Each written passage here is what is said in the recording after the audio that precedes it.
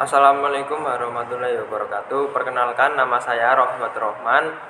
Nomor absen 34 dari kelas 11 TKRO 1. PSPTKR, disiplin, komitmen, kompeten. Di sini saya akan menerangkan materi. Yang pertama ban, yang kedua pelek, yang ketiga manajemen. Yang pertama, saya akan menerangkan materi tentang ban. Ban merupakan salah satu bagian dari kendaraan yang berhubungan langsung dengan permukaan jalan. Ban dipasangkan pada pelek sebelum dipergunakan pada kendaraan. Oleh karena itu, ban dan pelek saling berhubungan. 1. Ban berfungsi sebagai berikut. 1. Menahan berat kendaraan. 2. Ban berhubungan dengan permukaan jalan sehingga ban dapat memindahkan gaya gerak dan gaya pengereman kendaraan di jalan dan mengontrol mulai jalan, akselerasi, deselerasi, pengereman, dan berbelok. 3. Mengurangi kekuatan yang disebabkan oleh permukaan jalan yang tidak beraturan. Konstruksi ban. 1. Carcas. Carcas merupakan rangka ban yang keras, cukup kuat untuk menahan udara yang bertekanan tinggi dan juga cukup fleksibel untuk meredam perubahan beban dan benturan. 2. Tread adalah bagian yang langsung berhubungan dengan permukaan jalan dan menghasilkan tekanan akibat gesekan yang memindahkan gaya gerak dan gaya pengereman kendaraan ke permukaan jalan. 3. Sidwall. Sidwall adalah lapisan karet yang menutup bagian samping ban dan melindungi carcas terhadap kerusakan dari luar ban. 4. Breaker adalah lapisan yang terletak di antara carcas dengan tread yang memperkuat daya rekat antara keduanya. 5. Belt atau rigid breaker. Belt atau rigid breaker adalah tipe breaker yang digunakan pada ban radial play dan diletakkan seperti sarung mengelilingi ban di antara carcas dan karet tread untuk menahan kar ada dengan kuat. Tipe ban. 1. Ban bias. Ban ini dibuat dengan lapisan benang atau serat arah miring berbentuk sudut 30-40 derajat terhadap garis tengah ban. Memiliki tapak tread dengan daya serap benturan yang baik sehingga memberikan kenyamanan berkendaraan. Adapun ketahanan terhadap kausan dan guncangan rol tidak sebaik ban radial.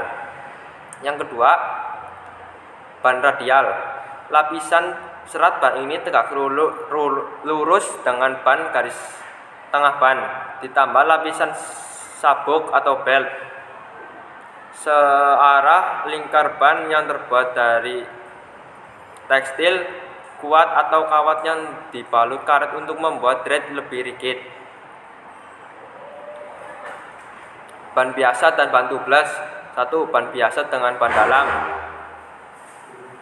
Ban biasa dengan ban dalam terdapat ban dalam untuk menampung udara yang dipompakan ke dalam ban. Katup atau pentil yang menonjol keluar melalui lubang pada pelek menjadi satu dengan ban dalam. 2. Ban tubeless. Ban tubeless tidak menggunakan ban dalam.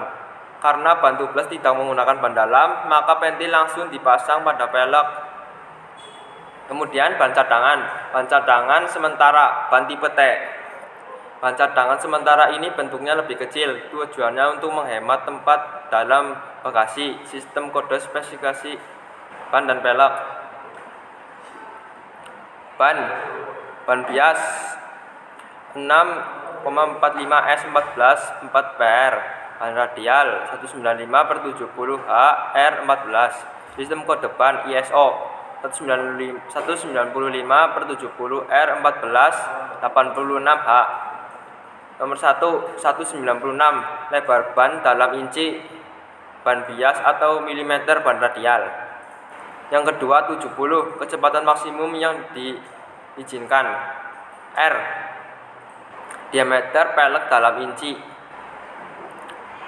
14 banyaknya ply rating lapisan benang katup yang juga menentukan kapasitas maksimum membawa beban. 4. 5. Aspek rasio, tinggi atau lebar ban dalam persen. 6. Radial ban. 7. Kapasitas mengangkut beban. Kemudian perawatan ban. Tekanan udara ban.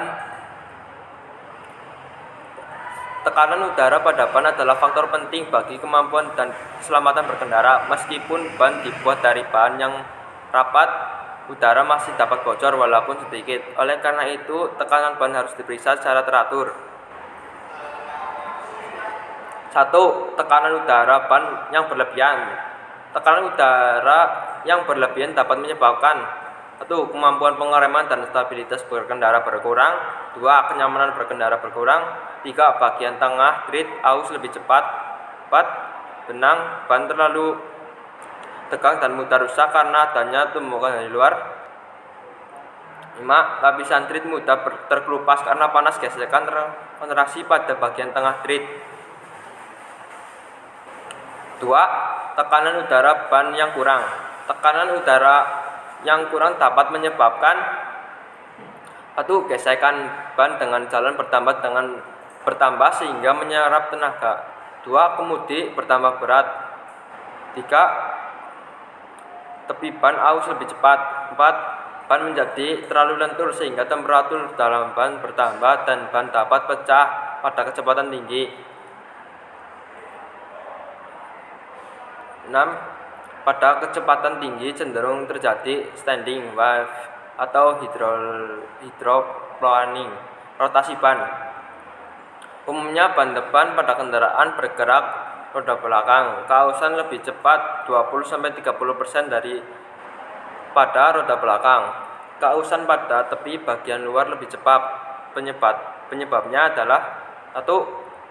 Pada umumnya beban bekerja lebih besar pada roda depan dibanding roda belakang. 2. Pada saat membelok, beban terbesar bekerja pada roda depan bagian luar. 3. Pada roda depan terdapat camber dan twin ban bias rotasinya. Ban radial. Bila ban radial dipindahkan ke sisi lain akan menimbulkan suara berisik dan ban akan cepat rusak sebab ke arah putaran roda menjadi berlawanan dengan arah semula.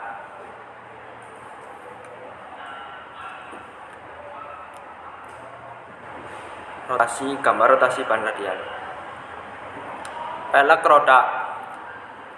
Pelek roda harus cukup kuat untuk menahan beban dan horizontal, beban pengendaraan dan pengereman, dan berbagai macam tenaga yang bertumpu pada ban. Pelek juga harus balance agar dapat berputar dengan lembut pada putaran tinggi dan harus dibuat akurat agar dapat mengikat ban dengan baik. Tipe pelek roda.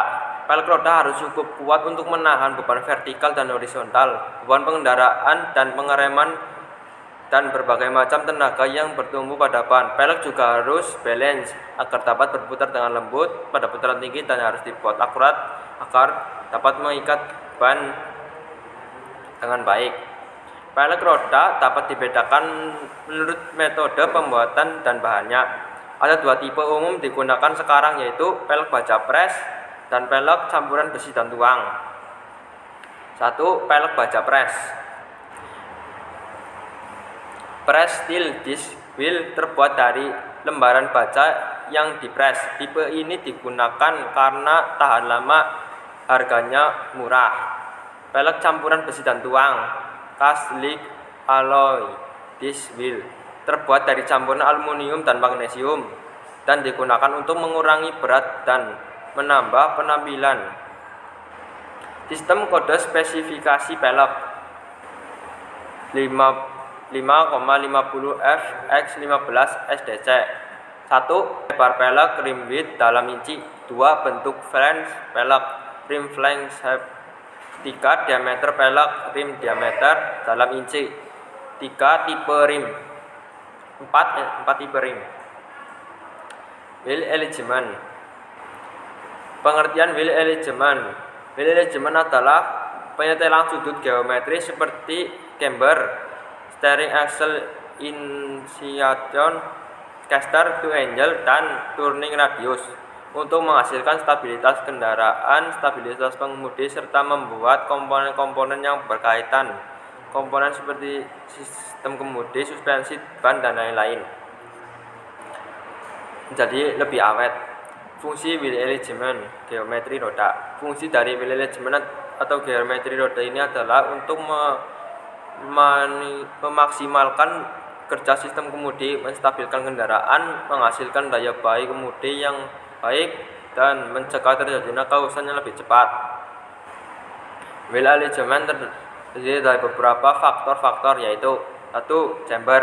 Chamber adalah kemiringan bagian roda ke atas atau keluar terhadap garis vertikal jika dilihat dari depan kendaraan. Camber diukur dalam satuan derajat kemiringan dari posisi vertikal. Ada dua macam camber, yaitu camber positif dan camber negatif. Camber positif terjadi ketika roda miring ke arah luar, sedangkan camber negatif roda miringnya ke arah dalam. Camber positif berfungsi untuk mengurangi beban pada steering knuckle. Selain itu, roda-roda juga terdorong ke dalam untuk mengikat roda-roda agar tidak lepas.